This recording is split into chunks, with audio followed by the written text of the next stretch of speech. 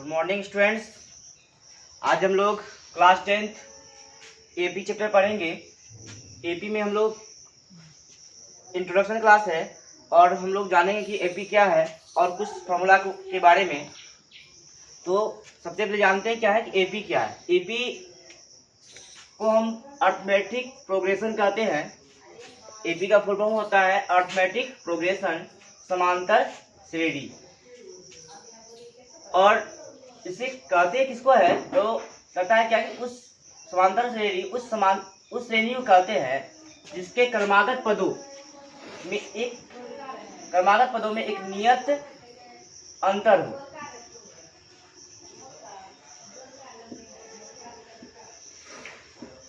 समांतर श्रेणी उसे कहते हैं जिसका क्या हो, क्रमागत पदों में एक नियत अंतर होगा।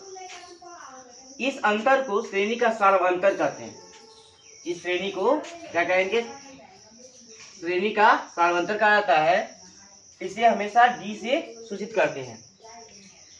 जैसे अगर एक पद दिया गया है 4, 6, 8 और 10, अगर हम इसका कॉमन डिफरेंस निकाले डी निकाले तो क्या आया 2।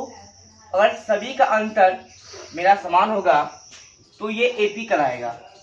यानी कि जब दिए गए पदों में क्या हो कि सार्वंतर समान हो। जैसे मैंने यहाँ नोट में लिखा है कि यदि दिए गए सभी पदों का अंतर समान हो तो ही वह क्या होगा, समांतर श्रेणी में होगा।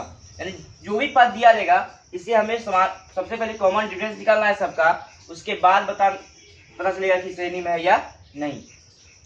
तो समांतर श्रेणी में हमेशा देखना है अंतर को, कॉमन डिफरेंस को।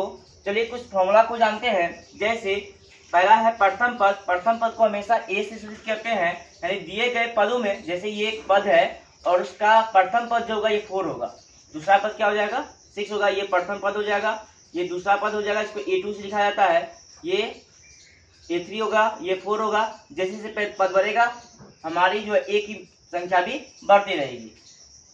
तो प्रथम पद को ए से लिखते हैं। दूसरा पद ज्ञात करने के लिए हम डी को जोड़ते हैं, डिफरेंस कॉमन डिफरेंस को जोड़ते हैं, a+2d। तीसरा पद के लिए क्या करेंगे, डी की मात्रा को बढ़ा देंगे। जैसे कि a+ क्या होगा 2d, a नियत रहेगा और डी की संख्या बढ़ जाएगी। चौथा पद के लिए क्या हो जाएगा a+3d। पांचवा पद के लिए क्या हो जाएगा a+4d। छठा पद के लिए a+5d। सातवां पद के लिए a+6d। आठवां पद के लिए a+7d। नौवां पद के लिए a+8d और 10वां पद के लिए a+9d। तो इसे ध्यान रखना है कि हमेशा a को नियत रखना है और डी की संख्या को बढ़ाना है। जिससे हमें जितना भी पद दिया पूछेगा उतना हम निकाल सकते हैं। सार्वंतर को क्या बोलते हैं, दूसरा पद में से पहला पद को घटा देंगे तो मेरा सार्वंतर यानी कि डी मालूम हो जाएगा। सार्वंतर के लिए फॉर्मूला क्या है, दूसरा पद माइनस पहला पद, यानी कि A2 - A1 करेंगे तो मेरा सार्वंतर मालूम हो जाएगा। तो कुछ दूसरे फॉर्मूला की और देखते हैं। एक होता है an, जिसको बोलते हैं कुल पद। कुल पद बराबर होता है a + n - 1 × d। क्या होता है कि an बराबर a + n - 1 × d। उसके बाद है a का अगर निकालना चाहेंगे तो मैंने इसी से कैलकुलेट किया है a को। जैसे हम क्या करते हैं, ये प्लस में है तो इसको हम इक्वल के बाएं तरफ लेके चले आए, क्या होगा ये प्लस में है तो नेगेटिव माइनस में होगा, तो a का वैल्यू मालूम हो गया।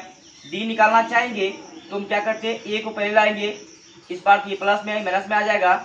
उसके साथ ही हम d के साथ क्या है n - 1 है, इसको हम जब इक्वल के पास आएगा d के साथ क्या है n - 1 इंटू में है, इधर आएगा तो डिवाइड हो गया। उसके बाद अगर n का निकालना चाहेंगे तो n को मैंने इसके फॉर्म में तोड़ा है, जैसे कि nd होगा फिर d होगा। तो हम क्या किए कि a को पहले लाएंगे फिर d को लाए और फिर जो गुना में d होगा उससे हम लेके आके आए तो n बराबर होगा an - a + d/d।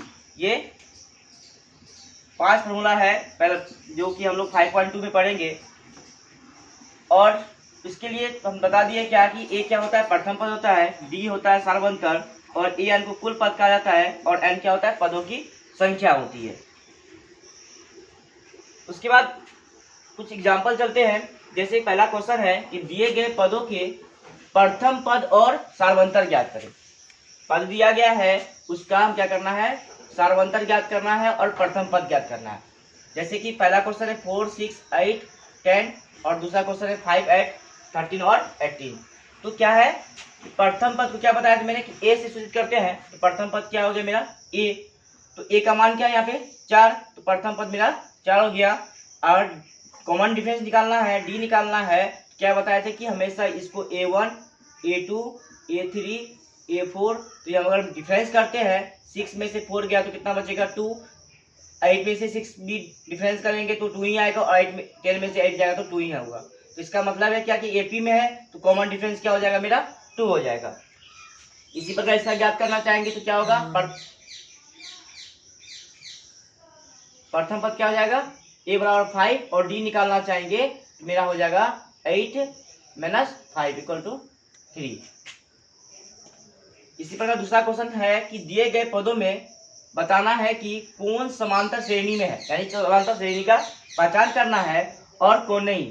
इसके बाद यदि है तो 3 पद निकालना है, यदि है तो 3 और पद ज्ञात करना है। तो सबसे पहले हम जांच कर लेते हैं कि मेरा ये पद श्रेणी है या नहीं। जैसे क्या है 5, 7, 10 और 15, हम क्या करेंगे कि सबका कॉमन डिफरेंस ज्ञात कर लेंगे। तो कॉमन डिफरेंस क्या होगा, 7 में से 5 जाएगा यानी कि A2 माइनस A1 कर देंगे, A3 माइनस A2 कर देंगे और A4 माइनस A3, क्योंकि ये A1 हुआ, ये A2 हुआ, ये A3 और ये A4। अगर हम डिफरेंस करते हैं तो 7 माइनस 5, 10 माइनस 7 और 15 माइनस 10, तो 7 में से 5 जाएगा कितना बचेगा 2, 10 में से 7 गया 3 और 15 में 10 5। ये क्या इक्वल नहीं है, ये इक्वल नहीं है, यानी कॉमन डिफरेंस मेरा इक्वल नहीं आया, तो ये एपी में नहीं होगा। और एपी में नहीं है तो हमको पद भी ज्ञात करना जरूरत नहीं है। अब दूसरे क्वेश्चन में जो है क्या करेंगे, हम इसी तरह जांच कर लेंगे। जो जांच होने के बाद मेरा कॉमन डिफरेंस निकलेगा, जैसे 10 में से 8 जाएगा तो 2 बचा, 12 में से 10 जाएगा 2 बचेगा, 14 में से 12 जाएगा तो 2 बचेगा, यानी कॉमन डिफरेंस क्या हो गया इक्वल हो गया। अगर कॉमन डिफरेंस इक्वल है तो मेरा क्या होगा एपी में होगा।